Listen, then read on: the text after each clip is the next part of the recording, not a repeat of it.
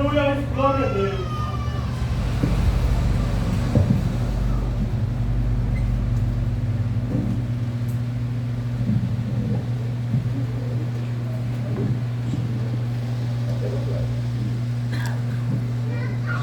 Eu saúdo a igreja com a paz do Senhor. Amém. Glória. Como é bom ver a igreja cheia. Para a honra e glória do Senhor. Aleluia. Eu agradeço a Deus por estar vivo, por estar aqui, irmãos em Cristo, porque não somos irmãos por causa de placa de igreja. Nós somos irmãos porque temos um único Pai e seu Filho Jesus Cristo nos salvou. Agradeço a confiança, pastor Marcos, meu pastor e amigo.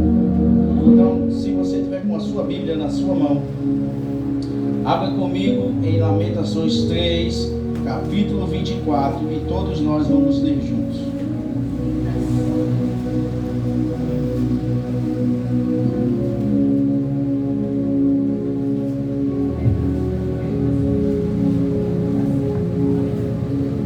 Lamentações 3, 24. Lá depois de Salmos, Provérbios, Jeremias, Lamentações.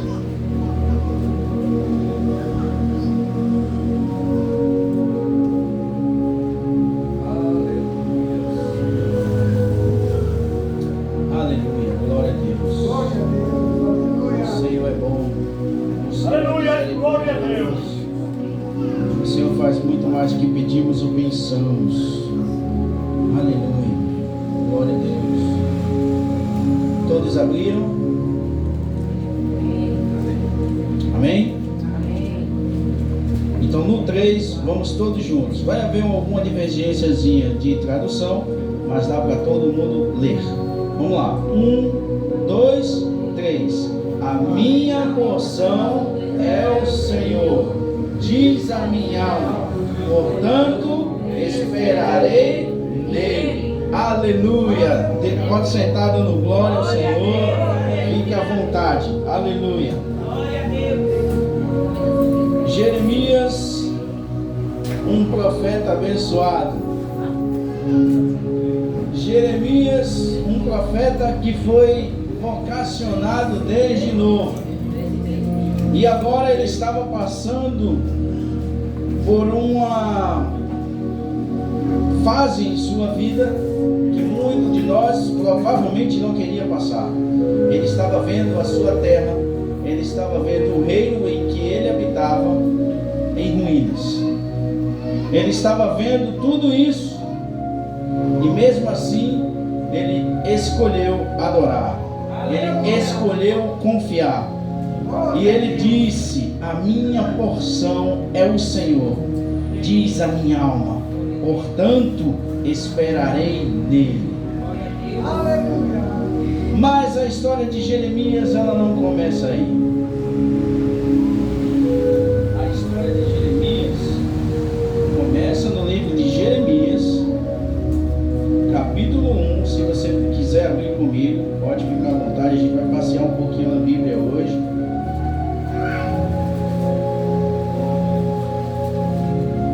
Jeremias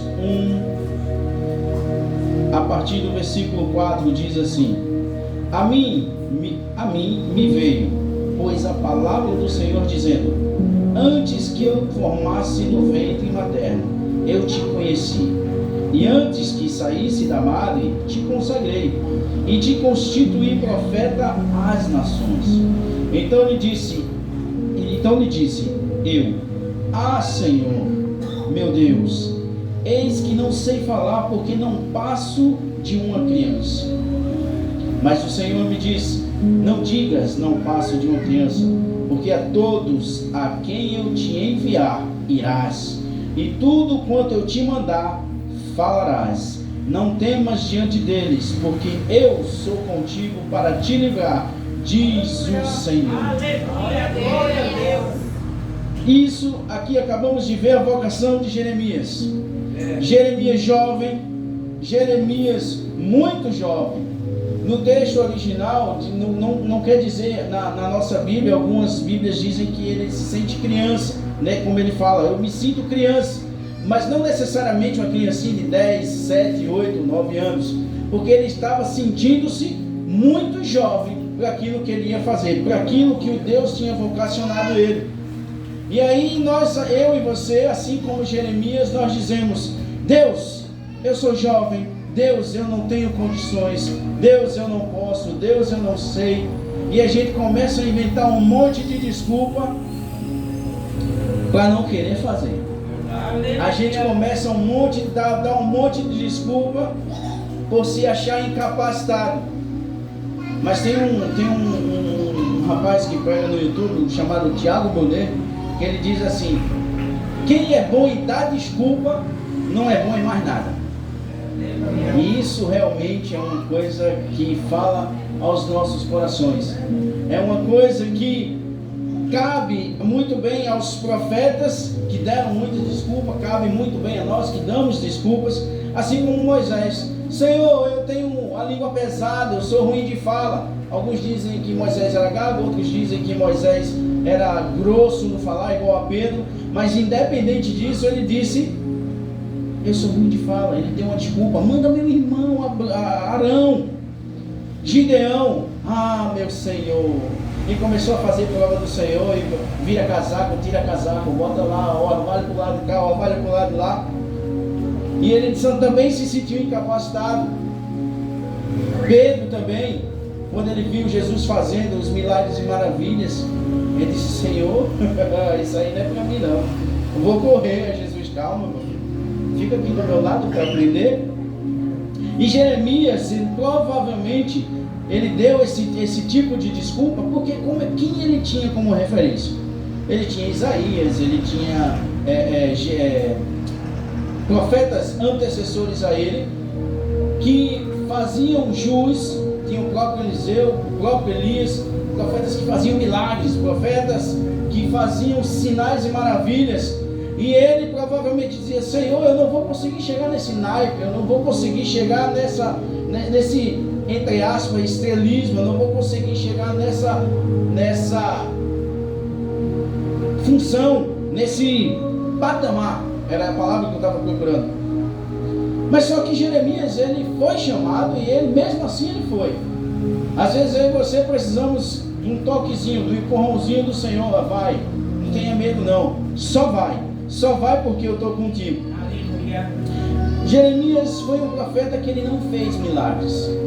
Jeremias, ele não fez sinais e maravilhas, como eu acabei de falar, como Elias, como os outros profetas. Mas uma coisa ele fez bem: ele profetizou muito bem. Naquilo que ele foi chamado para fazer, ele fez muito bem. E ele foi chamado para profetizar. E tudo que ele profetizou se cumpriu na vida do reino de Judá, em tudo que era em torno de Judá. Ele dedicou-se ao chamado e escutou a Deus. Muitas vezes nós estamos aqui: Deus, como é que eu vou fazer? Deus, me dá um sinal. Deus, eu quero. Será que é para fazer desse jeito? Será que é para fazer de outro jeito? Apenas escuta a voz do Senhor e vai.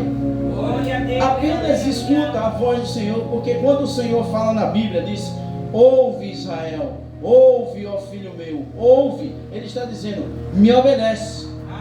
Ouve, me obedece. Estou dizendo ouve, que é para você me obedecer e fazer o que eu estou te falando. Quando ele falou para Abraão: ouve, sai da tua terra, da tua parentela, do meio da tua parentela, e vai para uma terra que eu te mostrarei. Ele disse que lá no final do que ele estava falando, ele ia ter Isaac, que ele ia ter motivos de se alegrar. Não, ele só mandou ele sair. E foi o que Abraão fez. Ele seguiu, ele foi. E Deus proveu cada estágio da vida dele.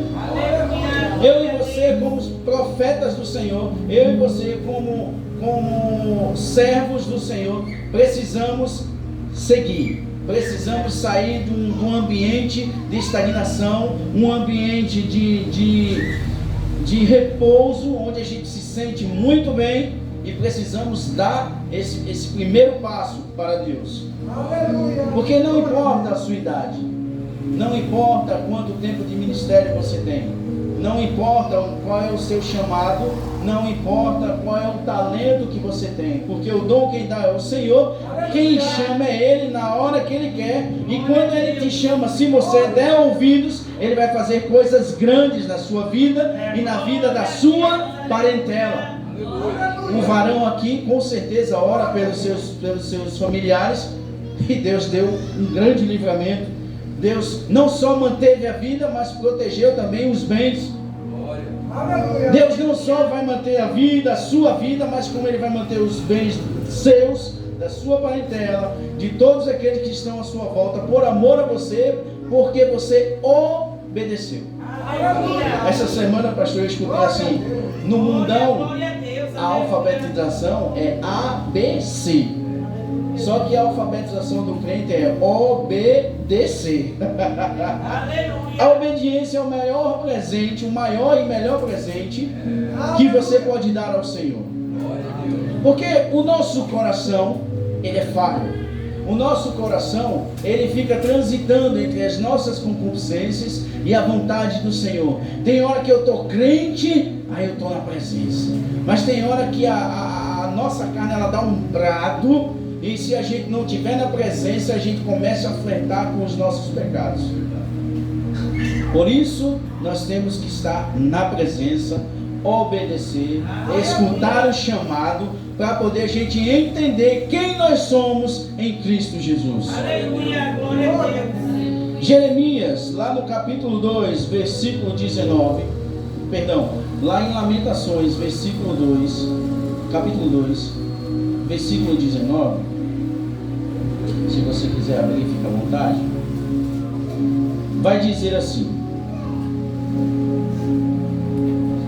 levanta-te, clama de noite, no princípio das vigílias, derrama como água o coração perante o Senhor, levanta a Ele as mãos pela vida de teus filhinhos, que desfalecem de fome à entrada de todas as ruas.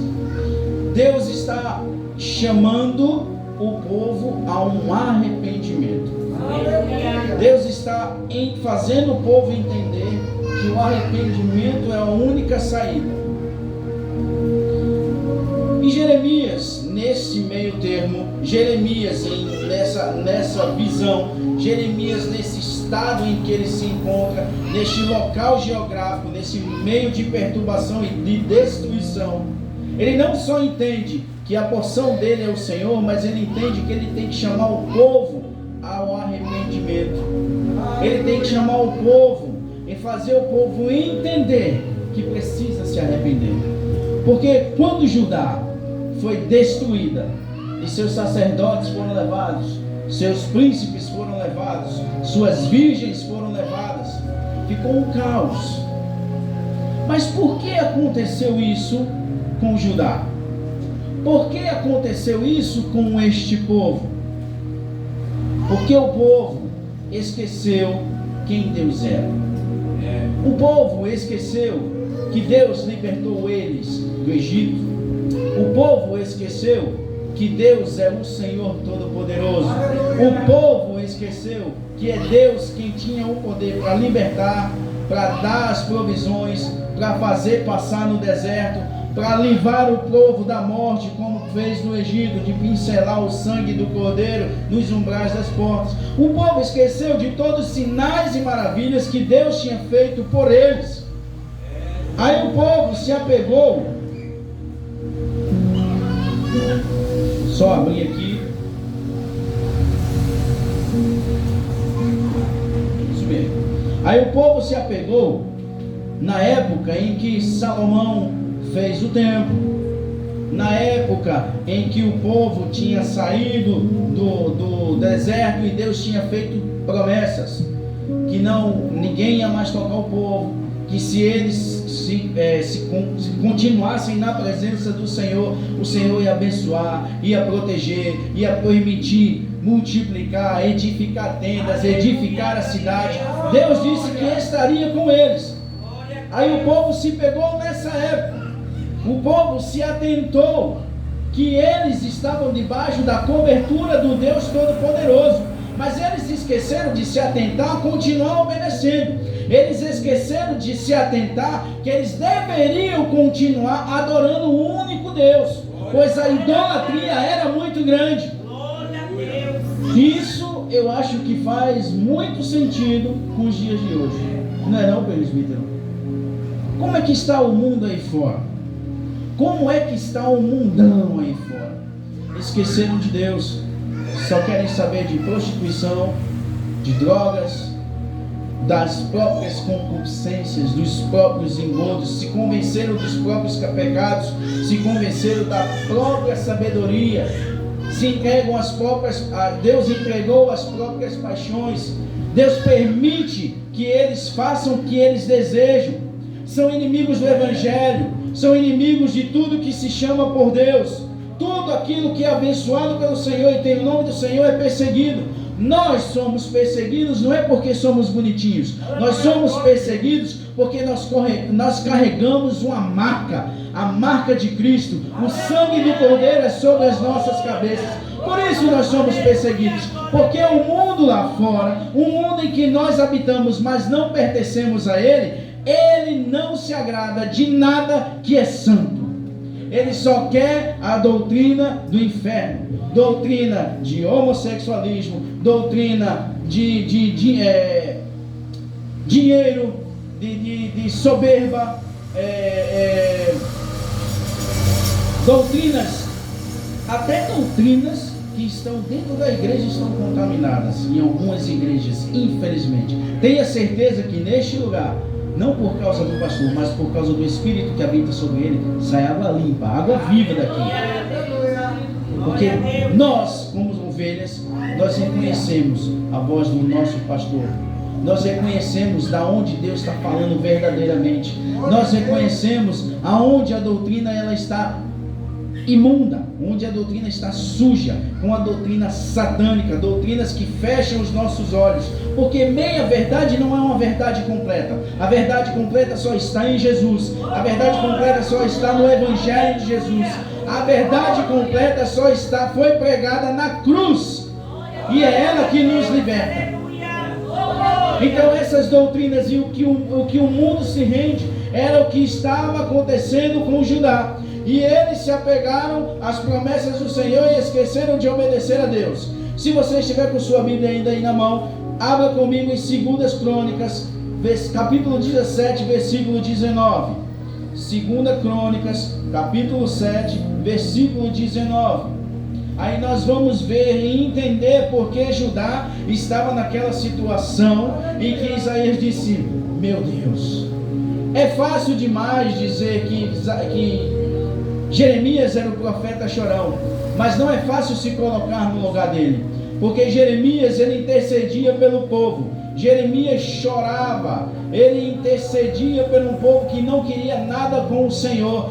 Porque Jeremias era um profeta chorão. Tudo bem, ele chorava, mas ele chorava por uma razão. Ele chorava porque ele atendia um chamado. Ele chorava porque ele se compadecia. Ele chorava porque ele era servo e entendia que o seu povo estava perecendo. E a palavra de Deus diz assim no versículo 19: porém, se vós vos desviardes e deixardes os meus estatutos e os meus mandamentos que vos prescrevi, e fordes e servide a outros deuses e adorardes, então vos arrancarei da minha terra que vos dei, e esta casa que santifiquei ao meu nome lançarei longe da minha presença, e a tornarei em provérbio e montejo entre todos os povos. Desta casa agora tão exaltada, todo aquele que por ela passar pasmará e dirá: por que procedeu o Senhor assim para com esta terra e esta casa? Responder-lhe-se-á: porque deixaram o Senhor, o Deus de seus pais, que os tirou da terra do Egito, e se apegaram a outros deuses, e os adoraram e os serviram, porque isso trouxe sobre eles todo este mal. Eles estavam na situação que estavam lá em Jeremias, em Lamentações 3:24, porque foi Deus que quis? Não. Eles estavam em total desgraça porque foi uma escolha. Nós temos que tomar cuidado com as nossas escolhas. Mesmo quando somos crentes, nós temos que ter dependência do Senhor. Nós temos que ter total dependência do Senhor, assim como já afirmou o pastor Marcos. Porque Pedro disse uma vez: Senhor, para onde eu irei, se só tu tens a palavra de vida eterna? Para onde nós iremos, se só o Senhor tem a direção que nos traz vida? Para onde nós iremos, se só o Senhor é quem sabe o nosso futuro, se só o Senhor é quem tem o melhor plano para a nossa vida? Para onde nós iremos? O que vamos fazer? E aí Jeremias, ele chama ao povo ao arrependimento. Quando se chama o povo para o arrependimento, é para haver perdão, porque senão haveria julgamento da parte do Senhor. E houve. E Jeremias agora, naquele caos, ele com o seu coração totalmente quebrantado, ele começa a chorar. Ele começa a dizer nos capítulos anteriores que agora a cidade, que era a grande cidade, estava em ruína. Ele começa a descrever. E o interessante é que lá em 2 Crônicas vai dizer assim, no versículo, deixa eu achar, aqui, no versículo 20: então vos arrancarei da minha terra que vos dei, e esta casa que santifiquei ao meu nome, lançarei longe de quê? Da minha presença. Judá estava destruída por uma escolha e porque estava longe da presença do Senhor. Longe da presença causa caos. Longe da presença causa percas, danos. Longe da presença causa choro. Longe da presença nós estamos totalmente desfalecidos, estarrecidos. Não podemos fazer nada longe da presença. O que eu e você devemos fazer para podermos estar direcionados com o Senhor? Confiar. Confiar no Senhor. Nós não temos outra. Nós não temos outro motivo, nós não temos outro padrão a não ser confiar no Senhor. Se você abrir comigo lá em Esdras, capítulo 8, versículo 21.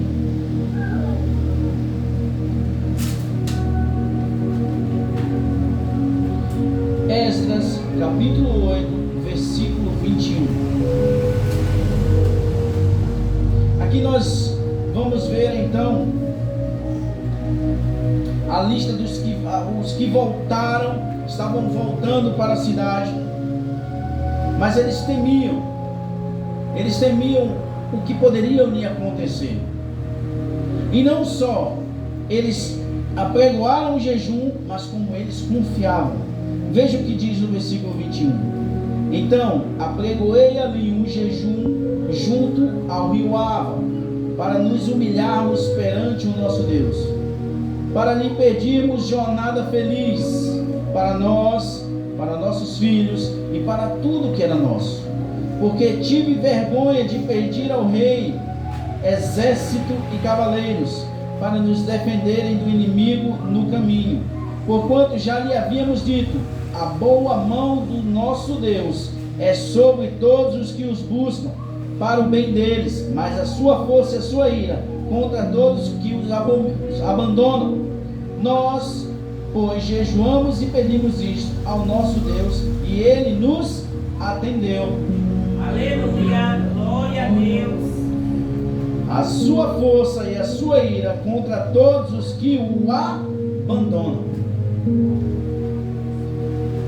Jejum, um forte aliado ao crente. A prática do jejum, ele nos leva a mortificar a carne, e aí Deus vai revelar coisas tais a nós, vai anunciar. E por que o jejum tem a ver com isso, Clécio? Porque o jejum tem a ver com fé. Porque você fazendo jejum, você declarando que está esperando uma posição do Senhor, Ele vai agir. Você não estará longe da presença. Com o jejum você se põe de joelhos, com boca no pó, na presença. E quando você está na presença, você não estará, obviamente, como Judá. E aí você vai crer mais no Senhor. Quando estamos na presença, nós cremos. E nós, quando nós temos essa convicção de que cremos, aí é que a gente crê mais. E quando a gente vê Deus trabalhando, aí a gente crê mais. E nós vamos ficando fortes. Nós vamos ficando como cidades edificadas, com muros fortes. Aleluia. E esse povo, eles entendiam que se eles confiassem no Senhor, o Senhor ia fazer. Eles entendiam que fazendo isso, Deus agiria. Mas outra coisa também nos chama a atenção, porque tive vergonha de pedir ao rei exércitos e cavaleiros para nos defenderem do inimigo no caminho, porquanto já lhe havíamos dito: a boa mão do nosso Deus é sobre todos os que os buscam. Aleluia. Com a gente, meus irmãos, não existe meio termo. Com o crente é acredita ou não acredita, sim, sim, não, não, confia ou não confia. Você não consegue confiar mais ou menos. Se eu pegar esse negócio aqui, eu vou tentar soltar. Eu vou tentar soltar. Caiu. Clebson, o que é que tem a ver isso? Eu não tento soltar. Ou ele cai, ou ele não cai. Ou nós somos crentes, ou nós não somos crentes. Aleluia. Glória a Deus. É Deus. Glória. Muitas vezes eu e você, e lá, mas se você ler mais à frente, aqui ainda em Êxodo, vai dizer que eles foram, que eles acreditaram, eles passaram pelo deserto, eles passaram pelo lugar e não houve nada. Que o Senhor quebrou o laço, cortou a lança, fez cegos os inimigos, porque o Senhor atentou não só para o jejum, porque o jejum foi apenas um dizer: Senhor, eu confio em Ti. Mas o Senhor atentou para o coração que estava na presença, um coração quebrantado, um coração que entendia que precisava da mão do Senhor para tudo que Ele ia fazer. Aleluia. Glória a Deus. Glória a Deus, aleluia. Aleluia, glória a Deus. Deus, oh glória. Quantas vezes nós nos encontramos como Judá? Eu falei que, por mais severa que as coisas estavam acontecendo, eles estavam colhendo o fruto das suas escolhas. Como eu e você hoje estamos na presença do Senhor? Nós estamos como Jeremias ou nós estamos como Judá? Nós estamos como profetas, nós estamos jejuando, nós estamos dizendo: olha, povo, se arrepende. Quando você sai na rua, você diz um Jesus te ama. Quando você está em sua casa ou em seu trabalho, você prega a palavra, você anuncia a palavra da salvação, você anuncia, nós anunciamos que Jesus está chegando, que Jesus já está com a mão na maçaneta, que se não houver o arrependimento, quando o tempo, que é o crédito que Deus nos dá, quando esse tempo cessar, como é que nós vamos pagar essa conta? Como é que eu e você estamos pregando o Evangelho? Como é que eu e você estamos nos comportando? Como Jeremias? Ou nós estamos esquecendo de que Deus pode fazer? Ou nós estamos esquecendo que Deus pode? Nós estamos esquecendo de que devemos reverenciá-lo, que devemos exaltá-lo, que devemos dizer que Ele é grande, que Ele é poderoso. Nós devemos adorá-lo a Ele em todas as situações. Nós devemos escolher a nossa porção, que é Ele, todos os dias. Nós estamos fazendo o devocional, nós estamos orando, jejuando. Aleluia. Ou estamos nos entregando às nossas próprias vontades? Eu não vou para o culto hoje não porque tem novela. Eu não vou para o culto hoje não porque eu estou cansado. O pastor pediu minha ajuda assim, mas eu vou dar uma desculpa. E aí mente. E aí deixa de vir à casa do Senhor por motivos banais. Deixa de adorar ao Senhor por motivos banais. Deixa de ser crente. Deixa de orar, deixa de jejuar e vai se afastando. E a ausência de Deus causa morte. A ausência do Senhor faz com que nós nos afastemos ainda mais e crie-se novamente um véu aos nossos olhos, nos nossos olhos. Porque Jesus Cristo morreu uma vez só na cruz do Calvário. E quando o Espírito Santo ele te convence, quando o Espírito Santo me convenceu do pecado, da justiça e do juízo, nós devemos colocar a mão no arado. Nós devemos dizer: Senhor, eis-me aqui. Nós devemos ser um servo bom, que devemos multiplicar os nossos talentos e não desistir, e não parar, e não pegar o talento e enterrar e voltar para o mundão e fazer o que queria. Aleluia. Glória a Deus. Jeremias ou Judá? Existe uma escolha. Certa vez eu estava conversando com o nosso pastor e ele disse assim: nós estamos vivendo uma época de um evangelho muito raso, um evangelho rasíssimo, um evangelho em que pessoas do candomblé, pessoas do espiritismo têm audácia e a ousadia de entrar dentro da igreja e desafiar crente. Feito está circulando um vídeo aí. Por que será? Porque o crente hoje só quer saber de bênção. Tenha certeza que eu sei que aqui não. Eu sei que aqui não, tenho certeza, não digo isso com demagogia. Mas muitas igrejas por aí que o pregador começa a falar assim: é que você quer, e Jesus vai te dar uma chave, e Jesus vai te dar um carro, e Jesus vai fazer isso. Eu falo: glória, glória, glória. Mas esquece da Bíblia, esquece da palavra, não toma da fonte. E esse evangelho raso causa o que? Judá. Esse evangelho raso quebra os seus muros, quebra as suas portas, quebra as suas convicções, quebra o seu coração. E nós, se não tivermos cuidado, nós vamos estar no mundo, feito o Judá. E a palavra de Deus diz que aqueles que se afastam do Senhor, ele rejeita, entrega a própria concupiscência, as próprias vontades, e o castigo, a ira do Senhor é sobre a vida daquele. Aleluia. Aleluia, glória a Deus.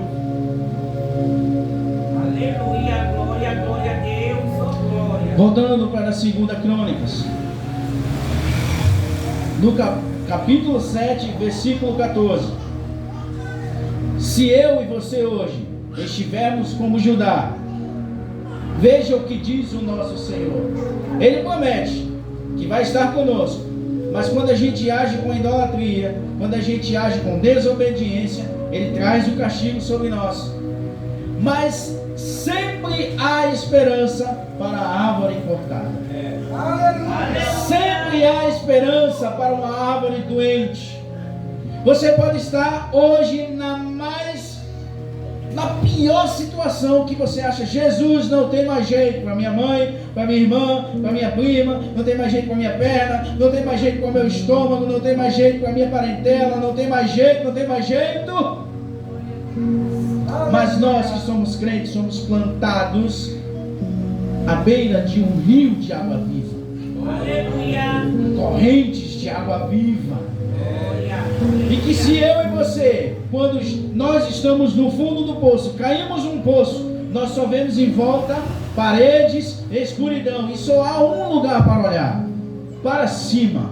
E o Senhor vai estar de mão estendida para mim e para você. E veja o que ele diz em 2 Crônicas, capítulo 7, versículo 14. Se o meu povo, que se chama pelo meu nome, se humilhar e orar e me buscar, e se converter dos seus maus caminhos, então eu ouvirei dos céus, perdoarei os seus pecados e sararei a sua terra. Mas veja que há primeiro uma sequência. Se o meu povo, eu e você, que se a gente tiver na condição de Judá, que se chama pelo meu nome, então está uma afirmação: você, eu que sou crente, se humilhar, Senhor, sem ti eu não sou nada, eu reconheço que sou falho, miserável, não consigo sentir, e orar, dobrar o seu joelho, buscar ao Senhor, e me buscar, Senhor, eu estou, Senhor, no fundo do poço, reconheço que sou miserável, que não agi segundo a tua vontade, eu estou aqui, Senhor, te pedindo, te clamando, vem sobre mim, Senhor, e se converter dos seus maus caminhos, me perdoe, Senhor, porque eu entendo que tudo que eu fiz te desagradou, toda idolatria, toda prostituição, tudo aquilo que não veio de ti, Senhor, me perdoe. Se converter dos seus maus caminhos, aí a palavra diz o quê? Então eu ouvirei dos céus, perdoarei os seus pecados, os nossos pecados, e sararei a sua terra. A nossa terra, para poder ser sarada, nós precisamos nos humilhar diante do grande Rei Altíssimo Soberano. Só Ele pode fazer nas nossas vidas. Só Ele é quem tem o poder, a autoridade de dizer assim: eu perdoo. Mas também só cabe a nós. Tem um ditado que diz: os humilhados serão exaltados. Eu acho que tem um pequeno errinho. Aleluia. Aquele que se humilhar será exaltado pelo nosso Deus. Porque diz aqui, ó: se o meu povo que se chama pelo meu nome se humilhar. Aleluia. O povo de Judá estava sendo humilhado porque foi uma escolha deles. Então eles escolheram coisas erradas, nós escolhemos coisas erradas, e a humilhação como forma de ira, como forma de castigo do Senhor vem sobre nós. Aleluia. E nós somos humilhados por este mundão. Mas se nós nos humilharmos perante o Senhor, Ele nos exalta. Aleluia. Ele não resiste a um coração quebrantado. Aleluia. Aleluia. E aí, se nós voltarmos agora para Lamentações, capítulo 3, versículo 24. A minha porção é o Senhor, diz a minha alma. Até aí, nós somos tricotômicos: corpo, alma, que é os nossos sentimentos, a nossa personalidade, quem nós somos, e o espírito. Aleluia. A alma dele disse: a minha porção é o Senhor. O espírito é a parte onde o Espírito Santo usa para falar a nós, para nos convencer, para nos dar direção. O Espírito é aonde Jesus fala conosco. É o espaço dentro de nós que o Espírito Santo ocupa. Aleluia. Por isso que muita gente diz: eu estou sentindo um vazio dentro de mim, que nada ocupa. Porque é exatamente o lugar do Espírito Santo. É exatamente aquele lugar que só o Espírito Santo preenche. Aleluia. Glória a Deus. Então, em espírito, Deus já tinha dito a Jeremias: eu sou contigo. Este povo está assim, está assado, porque não obedeceram a profecia que eu te dei. E dentro dele, a alma dele já estava quebrantada, já estava de uma forma em que ele podia dizer: Senhor, por que tu fizeste isso com teu povo? Senhor, porque Jeremias tinha parentela dele lá no meio. E com certeza ele não ficou isolado, intacto. Ele também foi atingido por essa desolação. Além de ser atingido de uma forma de dizer assim: povo, eu disse a vocês, meu povo, eu disse a vocês, se arrependam, porque Deus vai trazer a ira, Deus vai julgar vocês. E o povo não se arrependeu, e ele chorou, ele chorava. Dentro da alma dele, ele poderia simplesmente dizer: Senhor, eu não quero mais não. Eu profetizei tanto, esse povo não se converteu, então eu te entrego aí, feito Jonas. Não, Senhor, não vou não, porque é um povo violento, um povo que não vai escutar, e fugiu.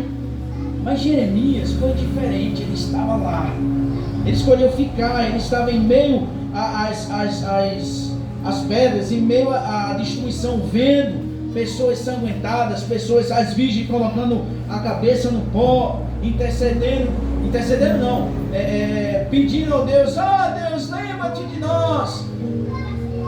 Dentro da alma dele, o Senhor tinha falado com ele no Espírito, porque Deus é Espírito, e dentro da alma dele o Senhor colocou uma convicção, que ele poderia, como eu e você, dizer: não quero. Ele disse: a minha porção é o Senhor. Aleluia.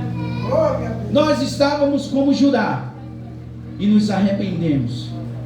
E aí a gente criou um relacionamento com o Senhor. Nós, eu e você, estamos em um relacionamento com o Senhor de amadurecimento. Todos os dias nós amadurecemos. Toda oração que você faz, você amadurece. Todo jejum que você faz, você amadurece. Toda paz do Senhor que você dá, você amadurece, porque você toma coragem de dizer: eu sou crente. Nós temos que declarar que nós somos crentes. Nós temos que fugir de paz do Senhor, irmão, paz. Nós temos que ter autoridade. Nós temos que ter discernimento de quem nós somos em Cristo. E isso nós só temos com relacionamento e amadurecimento. E aí a gente chega a esse ponto de Jeremias, de um relacionamento tal, de um amadurecimento tal, em que ele dizia: a minha porção é o Senhor. Deus, está uma desgraça em volta de mim, está só o pó, está só coisas que eu não tenho mais esperança, mas a minha porção é o Senhor. Porque ele sabia que ele tinha promessas, mesmo no que aconteceu.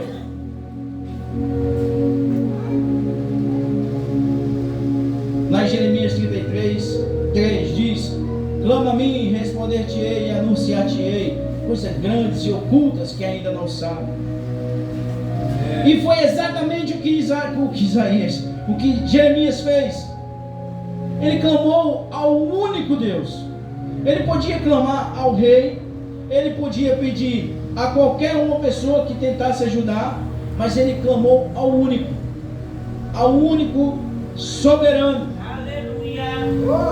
E aí vem a segunda parte: portanto, esperarei nele. O Senhor é a nossa porção. Nós devemos esperar nele. Nós devemos esperar nele como profetas.